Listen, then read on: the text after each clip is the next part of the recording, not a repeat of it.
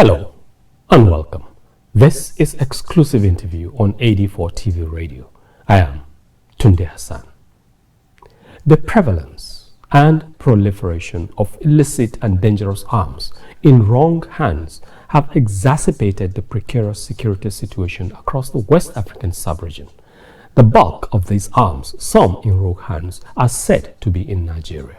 Of the estimated 500 million illegal weapons circulating in West Africa, over 350 million, about 70%, are said to be in Nigeria. Controlling this situation has been a huge challenge.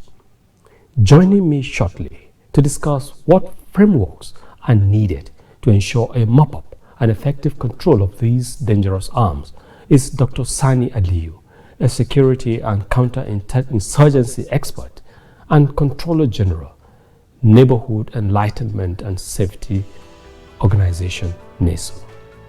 But first, this background report. Out of the 500 million illegal weapons circulating in West Africa, 350 million, representing 70%, are said to be in Nigeria. The United Nations Regional Center for Peace and Disarmament in Africa, UNREC, recently reported that the proliferation of illicit arms and light weapons in Nigeria is at red alert level. A reference point was January 2017 incident when the Nigerian Customs Service intercepted and seized 661 pump-action rifles from China. Illicit firearms on the loose in wrong hands remain a major threat to safety and security. In Africa, it has been proven that the availability and accessibility of arms trigger violence, and the rate of possession of unlicensed firearms by civilians is worrisome. The problem varies from region to region and from one country to another due to past experiences and geographical location. However, the effects and consequences are similar: death, destruction, displacement, and dissension. Often, the police use licensing certificates as an instrument to control and regulate civilian possession of firearms to ensure that firearms are not distributed to unauthorized or convicted persons. However, there are still arguments that insufficient national laws, lack of capacity, and application of modern technology remain major challenges to the firearm control in Africa. Thank you very much. Exclusive interview on AD4 TV radio. I am joined by Dr.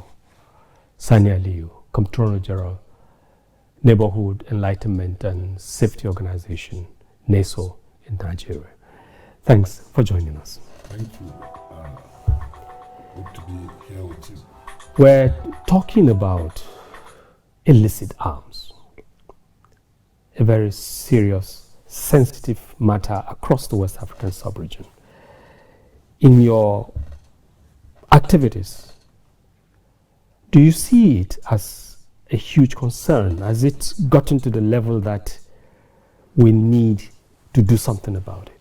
I remember vividly well, World Border Security Organization, Border Patrol, came to Nigeria this time around, about said 9 years ago.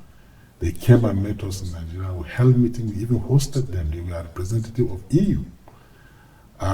In that meeting, they proffered to offer assistance to Nigeria by ensuring that all the unmanned borders of Nigeria are manned.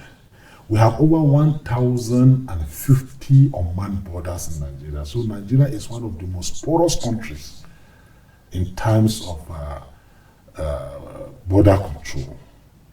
Now, we accept to do that partnership together. We wrote to the presidency, and unfortunately the presidency never thought it necessary or never see it as important, so to say. And so they never responded to that letter, that proposal. And so This is well before the fall of Libya. We saw it coming. And so when we saw what is happening, what's about to happen, and what started happening in Libya, we know that the fall of Gaddafi will mean a tremendous hazard to the peace of Nigeria.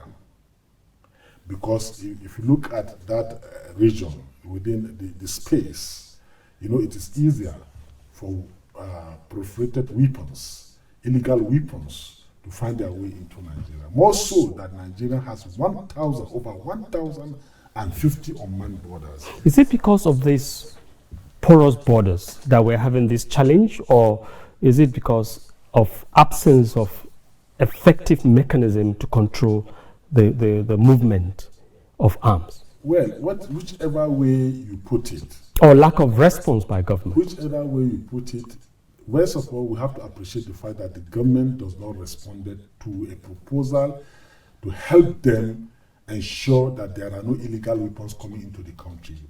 Let me take you a little bit further.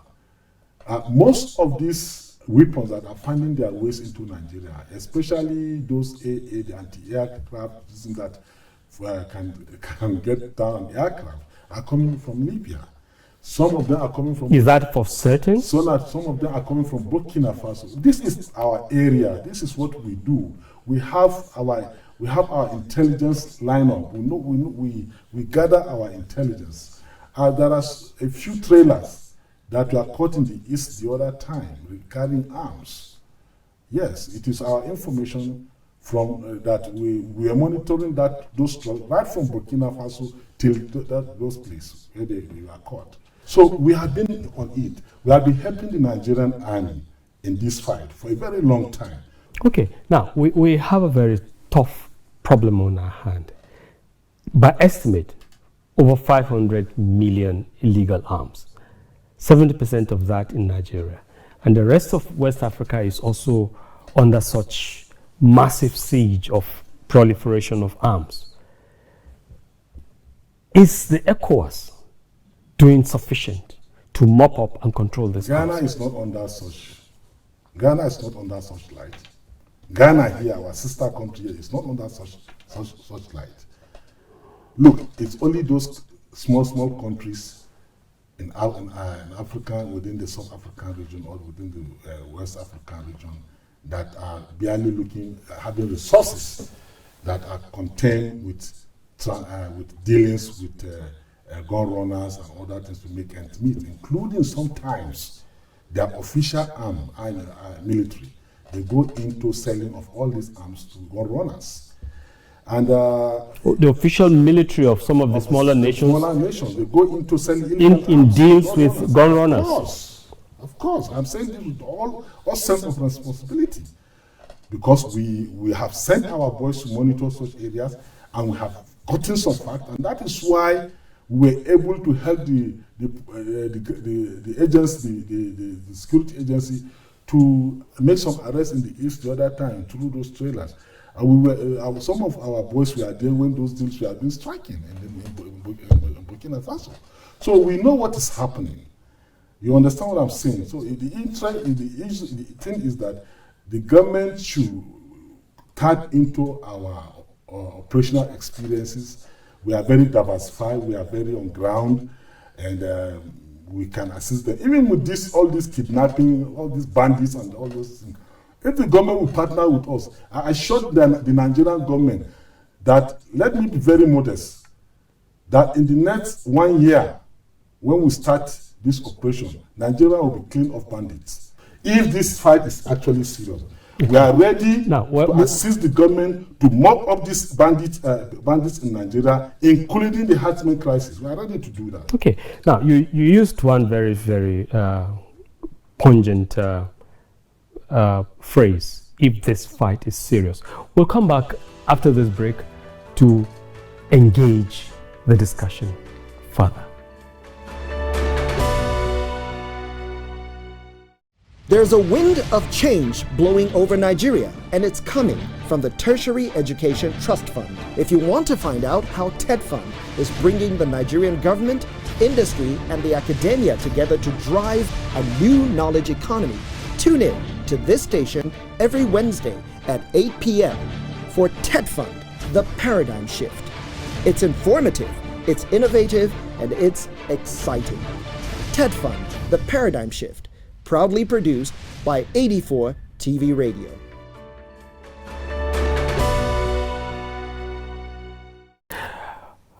Welcome back. Exclusive interview on 84 TV Radio. We're looking at the very serious issue of arms control within the West African sub-region, particularly the situation in Nigeria, where there have been serious concerns about the proliferation of illicit arms all around the country and the sub-region. I'm in the studio with the Comptroller General of the Neighborhood Enlightenment and Safety Organization, NESO, Dr. Sani Aliyu. Thank you very much for joining us again. Before we went on that break, there's this issue of whether the state is serious. The state, meaning governments across the West African sub-region and or individual nations, really serious about arms control. You talk about ECOWAS. I'm a forensic investigator. And at one time, the ECOWAS looked for us to send a proposal on how to give training to the security agencies within the ECOWAS sub-region. And I won't say they are not taking it serious.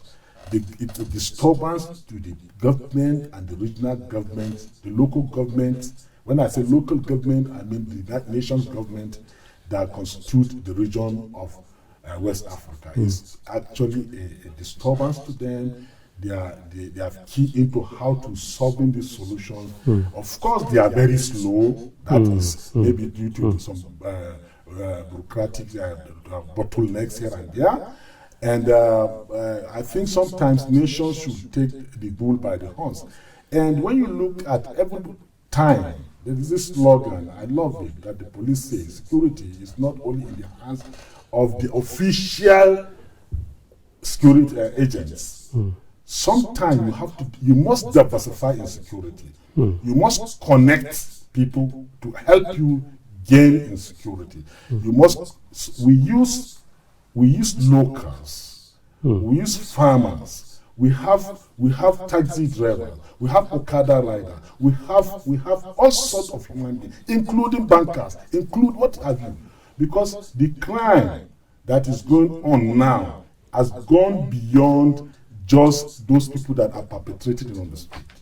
The sponsors, have we thought about the sponsors? Who is sponsoring them? Who is giving them this money? What channel are they using to give them this money? What kind of banks are we using? Are they using BDC? Are they using official the conventional banks? We have to. It is a multifacial problem that requires a multidimensional measure.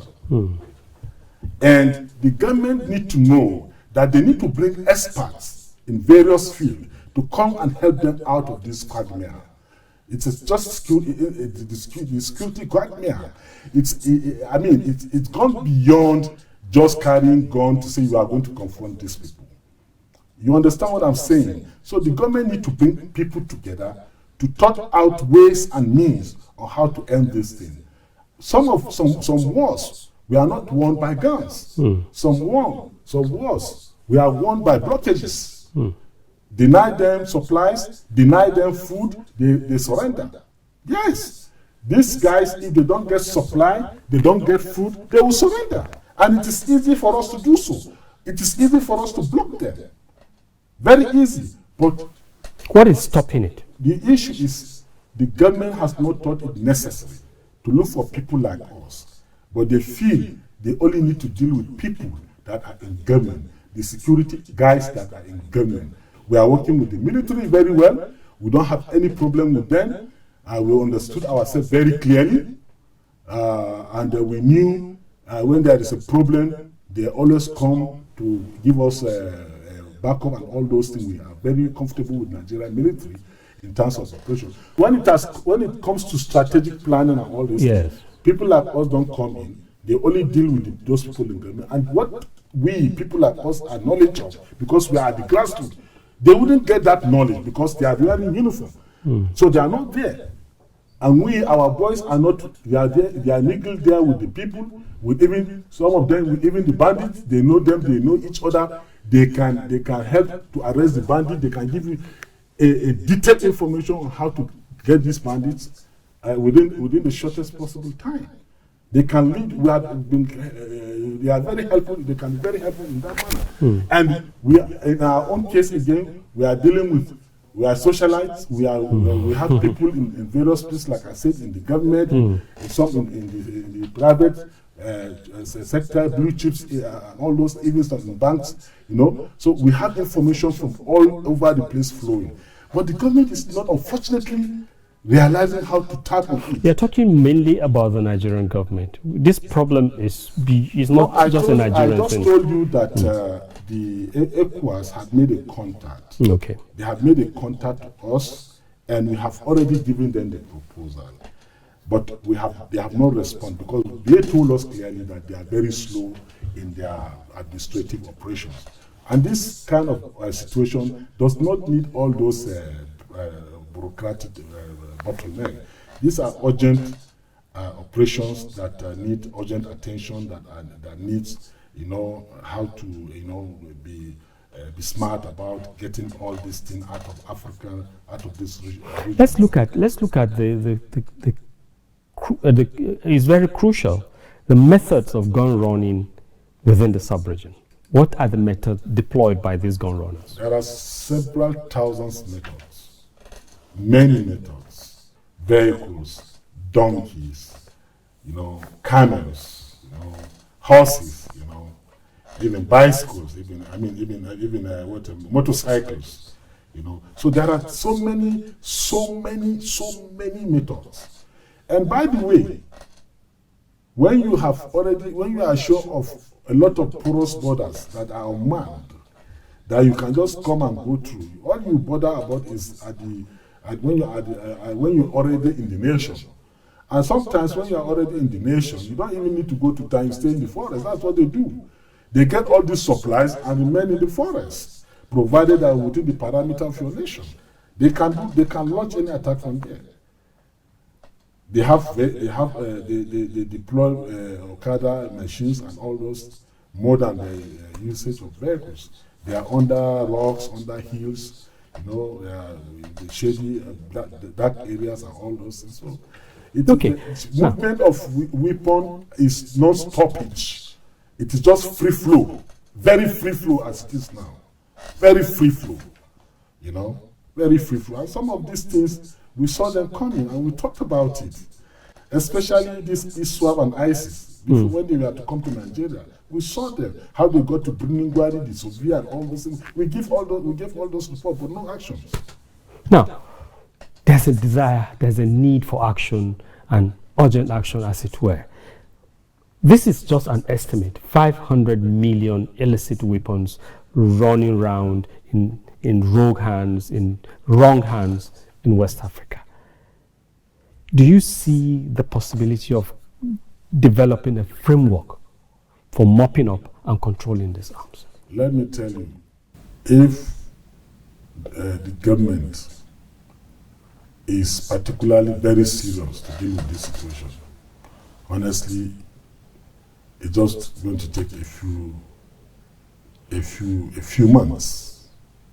It's going to take a few months. Will it require enormous resources to do that? Of course, security requires enormous resources anywhere in the world. Security requires enormous resources. Information is very expensive. And you have to, and then you have to mobilize. All these people, they have to move. It's not something that is static. It's movement, and you have to become the hunter. You be hunting there. Now you are being hunted, so you now have to become the hunter. You are hunting there following them all where they go. Don't give them that space to organize. Get them. If they put pressure, if they put resistance, well, some of them delete them. But if they didn't put resistance, bring them to the court. Let them face the law. Yes, you have to be civil. You have to put a human face in dealing with these guys, because they are country citizens. They are human beings too. So you have to look at their own safety, because sometimes most of these boys do this thing unwillingly. They are being paid to do it. Where have you ever thought of somebody who is just rearing cow to be able to buy AK-47 or AA? Where will he get the money from? AK-47 one is the least you can get is about 300 and something thousand naira. Now this is weapon, not one, not two, not 100, not 1,000, not 20,000, not 50,000, not 100,000. Where are they getting this thing from? Where are they getting the resources from? This is what we need to deal with, not to look at these guys in the forest. Block those supplies. Follow these people that are sponsoring these people. Get them to the book, you know, and go to the channels where they get this thing. Block all those channels. Talk to the government of those nations. We don't want this thing to be coming to our nation. Talk to them. We know they are coming from this place. So we are telling you, for our friendship's sake, don't stop. Allow it. Anyway, we have been looking at gun control within the West African sub-region with the Control General of the Neighborhood Enlightenment and Safety Organization, NESO. He's a forensic expert, a counterterrorism and counterinsurgency expert, and very grounded also in forensic analysis and management of security situations. Thank you very much, Dr. Sani Aliyu, for sharing your thoughts with us. And that's it on Exclusive Interview. Thanks for being with us.